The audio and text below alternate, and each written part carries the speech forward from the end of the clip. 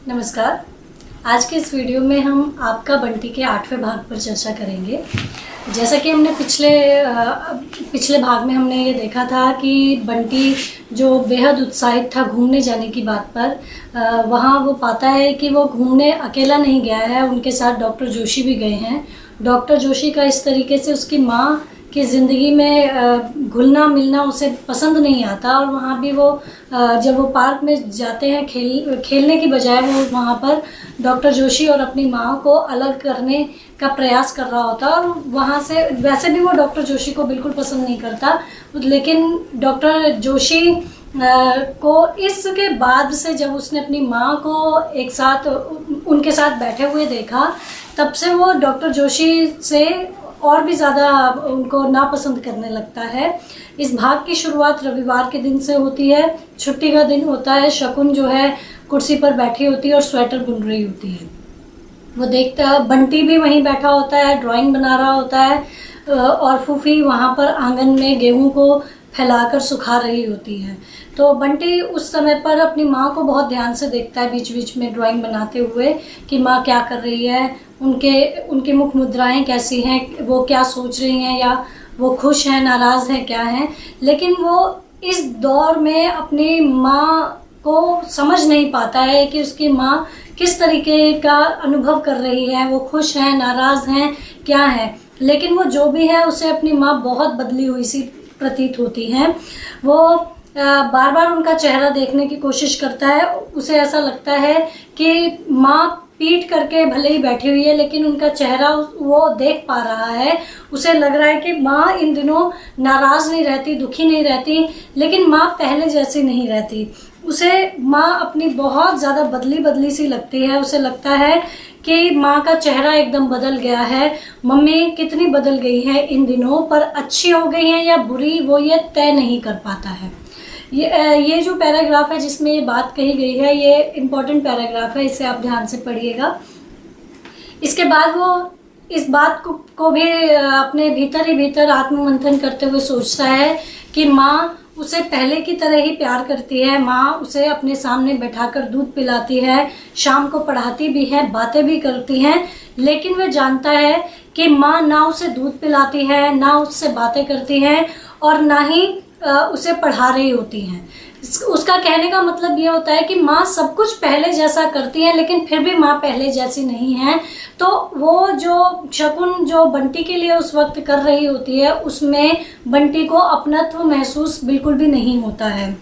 इसके बाद उसे वो देखता है कि माँ स्वेटर बुन रही होती है, रंग बिरंगे रंगों की ऊन उसमें प्रयोग कर रही होती है, लेकिन उसे यह स्पष्ट रूप से पता होता है कि वह स्वेटर बंटी के लिए नहीं बुना जा रहा है, वह स्वेटर डॉक्टर जोशी के लिए बुना जा रहा है। और ये बात उसे मन ही मन बुरी लगती है कि माँ डॉक्टर जोशी के लिए इतना कुछ क्यों करने लगी है, क्यों डॉक्टर जोशी इतना महत्वपूर्ण हो गया है कि वह बंटी को कहीं दरकिनार करती चली जा रही हैं।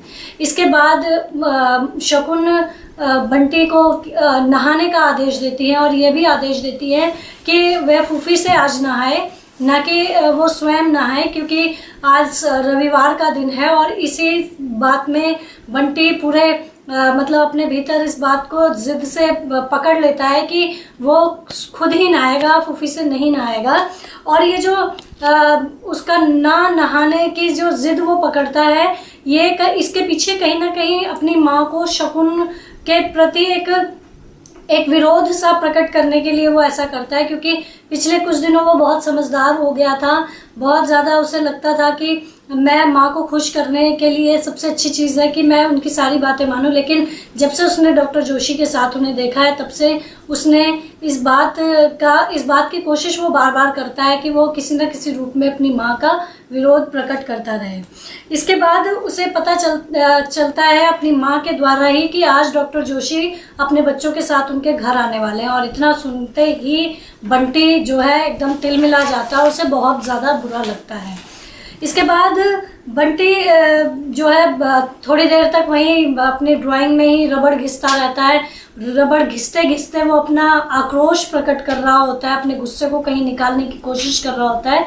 फिर एट लास्ट वो जाता है और नहाने के लिए जाता है, लेकिन वो खुद ही नहाने के लिए जाता है फूफी से, तो वो बिल्कुल ही नहीं नहाएगा, ये उसने आज ठान लिया था। इसके बाद जब वो नहा कर आ जाता है तो उसके बाद शकुन के पास एक व्यक्ति आता है जो कि घर के साज सज्जा का काम करता है, इंटीरियर का काम करता है, और वो वहाँ बैठकर शकुन को कुछ किताबें देता है जिन्हें कैटलॉग्स कहते हैं। उसमें वो तरह तरह के सामान और साज सज्जा की चीज़ें दिखा रहा होता है कि घर के लिए क्या सुंदर है। उसी बीच शकुन बंटी से भी पूछती है कि बंटी देख, घर के लिए क्या अच्छा है, क्या सुंदर लगेगा। और इस समय जब माँ उसे इतने अपनत्व के साथ उसकी राय मांगती है, पूछती है, तो कहीं ना कहीं वो बहुत प्रसन्न होता है और अपने भीतर एक गर्व भी महसूस करता है। उसे ऐसा लगता है कि उससे इस तरीके से सलाह ली जा रही है तो कहीं ना कहीं उसे मैच्योर समझा जा रहा है, उसे कहीं ना कहीं समझदार समझा जा रहा है। तो इसमें बंटी बहुत खुश होता है। लेकिन जब वो ये इन चीज़ों को चुन रहा होता है कि घर के लिए क्या सामान अच्छा है, कैसा बेड अच्छा है, कैसी अलमारी अच्छी है, इतने में ही उसकी माँ उस व्यक्ति से इतना भर कह देती है कि डॉक्टर साहब ने भी कुछ पसंद किया है। तो उसे हालांकि शकुन को ये जवाब मिलता है कि नहीं, उन्होंने कहा है कि सब कुछ आप ही पसंद करेंगे। लेकिन बंटी को इस वाक्य से बहुत बड़ा जवाब मिलता है, बिना प्रश्न के जवाब मिलता है कि यहाँ पर भी डॉक्टर जोशी जो है बहुत इम्पॉर्टेंट है माँ के लिए, और ये जो काम है ये माँ अपने लिए नहीं कर रही है, स्वेच्छा से नहीं कर रही है, बल्कि ये इसके साथ डॉक्टर जोशी कहीं ना कहीं इन्वॉल्व है। और इस बात को लेकर बंटी जो है थोड़ा नाराज़ होता है और भागकर गुस्से में जाता है, किताब बंद कर देता है और कमरे में बैठ जाता है। उसकी माँ उसे दोबारा बुलाती नहीं है, वो इंतज़ार भी करता है कि माँ मुझे बुलाएंगी, दोबारा से बुलाएंगी और मैं उन्हें सलाह दूंगा इस बात की कि क्या हमें घर में करना चाहिए। लेकिन उसकी माँ उसे नहीं बुलाती। इस बात से वो बहुत ज़्यादा दुखी होता है, यहाँ तक कि वो अपने आप को उपेक्षित सा महसूस करने लगता है। इसके बाद उसे एहसास होता है कि घर के गेट के बाहर एक गाड़ी रुकी है जो कि डॉक्टर जोशी की है, और क्योंकि वो डॉक्टर जोशी की इसलिए वो भागकर स्वागत करने के लिए नहीं गया, वो भागकर गेट के पास नहीं गया ये देखने के लिए कि कौन आया है, कौन है उस गाड़ी में, क्योंकि उसे पता था कि डॉक्टर जोशी, और वो डॉक्टर जोशी का स्वागत बिल्कुल भी नहीं करना चाहता था। इसी क्रम में उसने देखा कि माँ जो है तैयार हो रही हैं। वो ये भी ऑब्जर्व करता है कि जब डॉक्टर जोशी आते हैं तो माँ बहुत अच्छी तरह से तैयार होती है, बहुत अच्छे तरीके से मेकअप करती हैं। और इसी में वो देखता है कि माँ ने क्या किया है कि जूड़ा बनाया है। वो मन ही मन अपनी माँ को देखता है और ये बात अपने मन में कर रहा होता है कि माँ जब ढीली ढीली चोटी बनाती है तो बहुत सुंदर लगती है, ये जूड़ा बनाकर बिल्कुल भी अच्छी नहीं लगती। लेकिन क्योंकि आज डॉक्टर जोशी आ रहे हैं और वो उनकी उसी वजह से वो तैयार हो रही हैं, इसलिए आज वो बिल्कुल नहीं बताएगा कि माँ बिल्कुल अच्छी नहीं लग रही। तो कहीं ना कहीं बंटी ये नहीं चाहता था कि डॉक्टर जोशी के लिए माँ उसे बहुत अच्छी लगे, इसलिए वो इस बात में बिल्कुल भी दखल अंदाजी नहीं करता कि माँ किस तरीके से तैयार हो रही है। इसके बाद बंटी जो है डॉक्टर जोशी से मिलता है, जो कि अपने बच्चों के साथ उनके घर आ जाते हैं। डॉक्टर जोशी बंटी से अमी और जोत को मिलवाते हुए उन दोनों को ये बताते हैं कि देखो बंटी ने कितना सुंदर अपना बगीचा बना रखा है, तुम दोनों ने तो अपने बगीचे को बिल्कुल कूड़ेदान बना के रखा हुआ है। ये बात सुनकर बंटी थोड़ा प्रसन्न होता है, डॉक्टर जोशी से खुश भी होता है। और इसी में ही अमी जो कि बहुत शरारती बच्चा है, उसे लगता है कि बंटी की तारीफ की जा रही है, मेरी नहीं की जा रही, जो कि बच्चों की सामान्य प्रवृत्ति होती है। वो भी बताता है कि मैंने ग्लास में ब्लॉटिंग पेपर डालकर गेहूं उगाए हैं। तो इस बात की वहाँ कोई ज़रूरत नहीं थी, बस सिर्फ इतना भर था कि बंटी को इम्पोर्टेंट बताया जा रहा है, उसको इम्पोर्टेंस दी जा रही है। तो कहीं ना कहीं अमी भी ये चाहता था कि मेरी भी कोई ऐसी बात हो जिसे सुनकर वो भी गर्व महसूस करे। इसी चीज़ में ये भी बहुत स्पष्ट रूप से नज़र आता है कि बंटी जो है वो अमी को बिल्कुल भी पसंद नहीं करता। हालांकि उसे जोत फिर भी पसंद होती है। वो यहाँ तक भी कह देता है कि ये देखो अमी क्या मन ही मन कह रहा होता है कि अम्मी कैसा बन के आया, लाल कपड़े पहन कर आया, बिल्कुल बंदर सा लग रहा है। और अपने मन में काल्पनिक रूप से वो एक बंदर वाली पूंछ भी इमेजिन करने लगता है और मन ही मन हंसने लगता है। इसी बीच वो जोत को अपने बगीचे में ले जाता है, वहाँ अपना बगीचा दिखाता है उसे और बगीचे के अलग अलग पेड़ों के बारे में उसे बताता है। साथ ही वो उसे एक फूल तोड़ कर देता है और ये भी कहता है कि लाओ मैं इसे तुम्हारे बालों में लगा देता हूँ। इसके बाद दोनों खुशी खुशी घर के अंदर प्रवेश करते हैं, कमरे में आते हैं और आते ही बंटी जो है बुरी तरीके से तिलमिला जाता है, भन्ना जाता है बुरी तरह से, यह देखकर कि अम्मी ने उसके खिलौने निकाल लिए हैं और वो उसके खिलौनों से खेल रहा है। और ये बात उसके लिए बिल्कुल भी एक्सेप्टेबल नहीं थी। वो बिल्कुल इस बात को स्वीकार नहीं कर सकता था कि उसके खिलौनों से अम्मी खेले।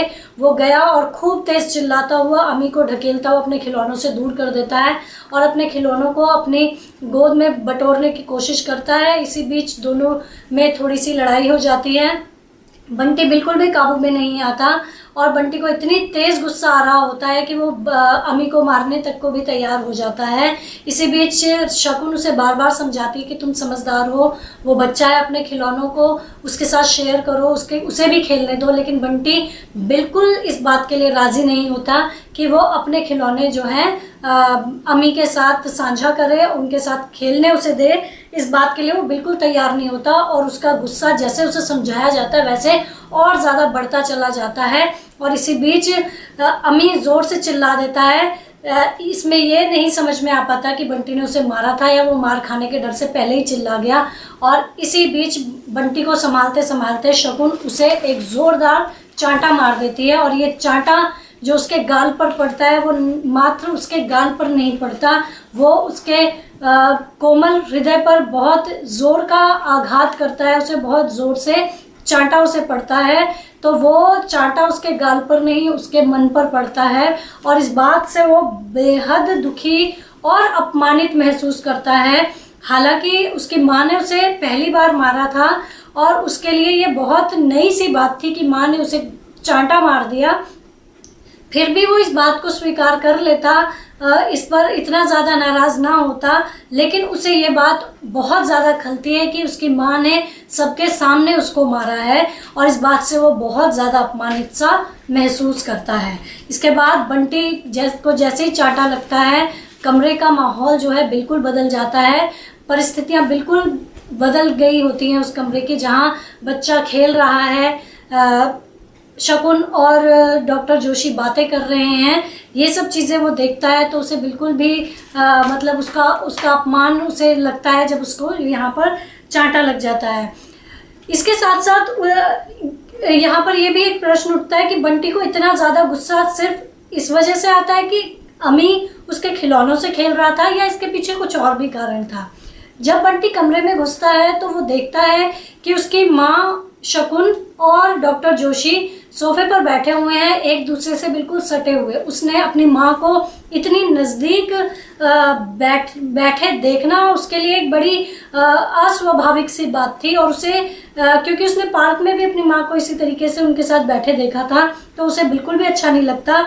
यहाँ तो बल्कि वो एक कदम और आगे देखता है कि डॉक्टर जोशी जब सोफे पर अपनी माँ के साथ बैठे होते हैं तो उनकी पीठ के पीछे से वो उसके कंधे पर हाथ भी रखे हुए होते हैं और दोनों इतने नज़दीक होते हैं कि उसे वो देखना थोड़ा अस्वाभाविक लगता है और इस बात से भी वो नाराज़ रहता है। डॉक्टर जोशी शकुन के लिए गिफ्ट में एक खुशबू वाली शीशी लेकर आते हैं, परफ्यूम की बोतल लेकर आते हैं, उसी को वो शकुन को दिखा रहे होते हैं और वो दोनों इतने नज़दीक होते हैं कि इसे देखकर बंटी जो है थोड़ा सा मन ही मन नाराज सा हो जाता है और इसी क्षण वो अम्मी को खिलौनों से खेलते देख लेता है तो उसका गुस्सा बुरी तरीके से बाहर निकलता है, जिस गुस्से की उम्मीद ना तो बंटी ने की थी ना तो शकुन ने की थी। इसके बाद बंटी जब चांटा खा लेता है तो वो बाहर भागकर अपनी बंदूक ले जाता है और बाहर चला जाता है और बाहर जाकर वो पेड़ पर चढ़ता है जो कि उसकी माँ को अच्छा नहीं लगता, उसकी माँ उसे कभी पेड़ पर नहीं चढ़ने देती, अब वो वही सब करने की कोशिश करता है जो उसकी माँ को पसंद नहीं है। तो कहीं ना कहीं वो अपना आक्रोश व्यक्त करता है अपनी माँ के प्रति, और पेड़ पर चढ़कर वो ठाए ठाए बंदूक चलाता है, और पूरा जो सन्नाटा माहौल में था वो उसकी बंदूक की ठाए ठाए की आवाज़ से कहीं ना कहीं भंग हो जाता है। और वो जो ठाए ठाए की आवाज़ थी वो बंटी और शकुन के बीच भी एक कोलाहल जो उत्पन्न हो गया था वो वहाँ उसको भी व्याख्यायित कर रही थी। इसके साथ जो है फूफी आती, बंटी को बुलाने के लिए फूफी आती है कि चलो बेटा अंदर चलो, लेकिन वो मतलब एकदम मालिकाना हक की तरह और मालिकों की तरह फूफी को बुरी तरीके से झिड़क देता है और बोल देता है कि यहाँ से चली जा, मैं अंदर नहीं आऊँगा। इसी में बंटी देखता है कि उसे बुलाने के लिए फिर कोई भी नहीं आया, तो वो फूट फूट कर रोने लगता है। यहाँ तक कि उसे इस बीच ये भी ख्याल आता है कि वो पेड़ पे से नीचे कूद जाए, अपने आप को घायल कर दे। ये सब चीज़ें जब उसके मन में आती हैं तो कहीं ना कहीं ये एक बच्चे की साइकोलॉजी को हम यहाँ पर देखते हैं कि बच्चा जब आहत होता है तो वो किसी भी हद तक जाने के लिए तैयार हो जाता है। यहाँ तक कि बच्चे को ये भी लगता है कि मैं अपने आप को घायल कर दूँ तो शायद माँ को दुख होगा, तो इसी से वो संतोष पालेगा। इसके बाद बंटी जो है खूब रोता है और रोते रोते ये सोचता है कि किसी ने उसे खाने के लिए भी नहीं पूछा है, खाना बन गया है। वो ये तक भी सोचता है कि माँ उसे क्यों खाना खिलाएगी, बल्कि माँ तो डॉक्टर जोशी को खाना खिलाएगी, उन्हीं के लिए बनाया है। और जो है उसका गुस्सा और भी अधिक बढ़ता चला जाता है। पेड़ पे बैठा बैठा बंटी रोता रहा और उसके रोने के साथ साथ उसका सारा गुस्सा और उसका जो सारा आवेश था वो सारा का सारा कहीं कम होता चला गया। और जैसे जैसे उसका गुस्सा शांत होता गया वैसे वैसे उसके ऊपर डर हावी होने लगा, मम्मी की नाराज़गी का डर, जो कि उसने अभी थोड़ी देर पहले भी देखा कि मम्मी ने अब नाराज़ होती हैं तो चांटा भी मार देती हैं, तो वो कहीं ना कहीं अब डरने लगा था, उसका गुस्सा डर में परिवर्तित होने लगा था। इसके बाद वो बार बार ये सोचता है कि कोई उसे अंदर लेने नहीं आया, उसे भूख भी लग रही होती है। उसने ये तक भी सोचा कि ज्योति मुझे लेने एक बार आ जाए तो भी मैं चला जाऊंगा, लेकिन वो खुद इतना उसके भीतर अहम है कि बिना किसी के बुलाए वो घर के अंदर भी नहीं जाना चाहता। उसका गुस्सा, दुख, अपमान और भूख, इन सब ने मिलकर जो है ना बंटी को बहुत ज़्यादा थका दिया था, और वो इतना अपने आप को थका हुआ महसूस कर रहा था कि वो कुछ और कर पाने या और ज़्यादा गुस्सा दिखाने में अपने आप को असमर्थ महसूस करता है। इसके बाद वो धीरे से पेड़ से नीचे उतरता है और पेड़ से नीचे उतरकर वो अपने घर के गेट तक जाता है और वहाँ पर एक लंबी सड़क को, अपने घर के सामने की सड़क को देखता है और सोचता है कि मैं क्यों ना भाग ही जाऊँ, लेकिन वो जाएगा कहाँ, ये प्रश्न उसे वहाँ रोक देता है। और अपने आप को वापस से अपने घर की तरफ बढ़ाते हुए, लेकिन अपने घर के अंदर नहीं घुसता वो, बल्कि बगीचे में ही घास पर लेट जाता है। थोड़ा बेसुध सा हो जाता है क्योंकि वो बहुत ज़्यादा थक गया होता है, नाराज़ भी था वो, और उसके अंदर एक अहम भी था कि जब तक उसे कोई बुलाने नहीं आएगा तब तक वो नहीं जाएगा। इसके बाद वो जब लेटा रहता है तो उसकी आंख मुंदी हुई होती हैं, बंद होती हैं, तो इसी में वो महसूस करता है कि बहुत सारे पैर जो हैं बाहर आ रहे हैं। पैरों की आहट से वो समझता है कि सब लोग बाहर आ रहे हैं, और वो ये भी जान जाता है कि डॉक्टर जोशी और उनके बच्चे अब घर जाने के लिए निकल गए हैं। लेकिन वो सोचता है कि मुझसे कोई ना कोई कुछ ना कुछ बात तो ज़रूर करेगा, लेकिन उससे कोई बात नहीं करता। ये बात उसे थोड़ी और भी ज़्यादा आहत करती है। वो सोचता है कि और कोई नहीं तो कम से कम डॉक्टर जोशी तो मुझसे कुछ बोले, लेकिन वो भी बिना कुछ बोले चले गए। बंटी के चांटा खाने वाली जो घटना थी उसने घर के पूरे माहौल को बदल दिया था। कहाँ जाते हुए सब एक दूसरे से बात करते हुए जाते हैं, अच्छे संदेश देते हुए जाते हैं, टाटा बाय बाय करते हुए जाते हैं। वहाँ उसने महसूस किया कि सब बिल्कुल शांत हैं और ना तो कोई आपस में बात कर रहा है, ना ही कोई बंटी से बात कर रहा है। तो घर का जो माहौल है वो बिल्कुल ही शांत पड़ गया था। और उसके बाद वो महसूस करता है कि सब लोग चले गए हैं और उसकी माँ जो है उसके करीब आती है, और यहाँ पर बहुत क्लियर शब्दों में लिखा हुआ है कि किसी ने दो बाहें उसके करीब आती हैं और उनको झकझोर के बंटी कहती हैं और फिर वो दो बाहें उसको उठाकर कमरे में ले जाकर कंबल में लिटा देती हैं। अब यहाँ वो दो बाहें बड़ी अजनबी सी उसे लगती हैं, जबकि वो अपनी माँ के हर एक स्पर्श को पहचानता है, हर एक स्पर्श में उसे अपनापन लगता है, लेकिन यहाँ उसे अपनी माँ की ये दो बाहें बहुत अजनबी सी लगती हैं। उसे अपनी माँ का स्पर्श भी अपना सा नहीं लगता और इसके बाद वो जाकर कंबल में जब लेटता है तो उसे थोड़ा सुकून मिलता है।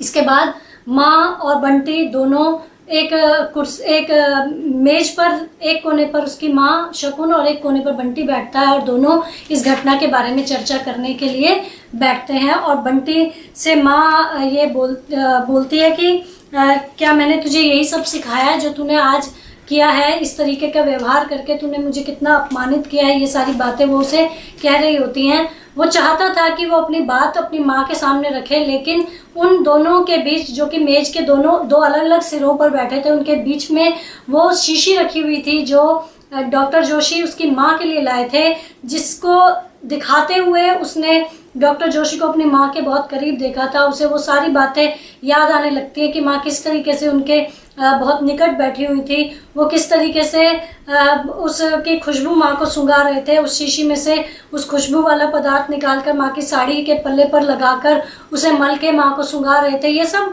दृश्य उसके सामने फिर से जीवित होने लगते हैं और वो मन ही मन कहीं उसके भीतर फिर से आक्रोश पैदा होने लगता है और वो ये सोचता है कि अब वो कुछ बोलेगा नहीं, माँ को जो बोलना है बोलती रहे। और वो यही करता है कि उसकी माँ उसे जो भी बोलती रहती है वो किसी भी बात का जवाब नहीं देता। उसकी माँ उसे ये भी कहती है कि मैंने तुझे क्या कुछ नहीं सिखाया, मैंने तेरे लिए कितना कुछ किया, लेकिन तूने आज अपनी तमीज़ दिखा दी। तूने जोत को देखा, जोत से कंपैरिजन करती हैं कि वो कितने सलीके वाली हैं, और तुझे मैंने जितना भी कुछ सिखाया था आज उसको तूने सब बेकार कर दिया। और इसके साथ ही वो ये भी कहती है कि मैंने तेरे लिए क्या किया है, क्या क्या नहीं किया। मैंने लोगों से मिलना जुलना, घूमना फिरना, मैंने सब कुछ बंद कर दिया ताकि मैं तेरे साथ रह सकूं। लेकिन शकुन ये अपने नज़रिए से बोल रही होती है, लेकिन उसे ये नहीं समझ में आता कि बंटी को उसके जीवन का सेक्रीफाइस नहीं चाहिए था, बंटी को उसका साथ चाहिए था, उसके जीवन में अपनी इम्पोर्टेंस चाहिए थी, जो कहीं ना कहीं डॉक्टर जोशी के आने के बाद उसे छिनती सी नज़र आ रही थी। उसे यहाँ तक भी बोल देती है कि आज तूने 4 लोगों के सामने मेरे मुंह पर जूता मार दिया, ये क्या तूने अच्छा काम किया। वो किसी भी बात का जवाब नहीं देता और फिर वो चाहता है कि उसकी माँ जो है ये सब बोलते बोलते खूब तेज़ रोने लगती है, फूट फूट कर। वो चाहता है कि वो जाए अपनी माँ के गले मिले और वो भी खूब रोए और अपनी माँ को मनाए, अपनी माँ को उससे माफ़ी भी मांगे। लेकिन कहीं ना कहीं वो शीशी वहाँ रखी देखकर वो वहीं रुक जाता है। वो शीशी यहाँ माँ और बेटे के बीच डॉक्टर जोशी की उपस्थिति का प्रतीक बन जाती है, जिसे बंटी बिल्कुल नहीं चाहता। तो इस भाग में मनु भंडारी ने बंटी की इन जीवन की इन घटनाओं को यहाँ पर रखा है। उम्मीद करती हूँ कि आपको ये सारी बातें समझ में आई होंगी। कोई भी प्रश्न हो तो आप मुझसे कमेंट बॉक्स में पूछ सकते हैं। बहुत बहुत धन्यवाद।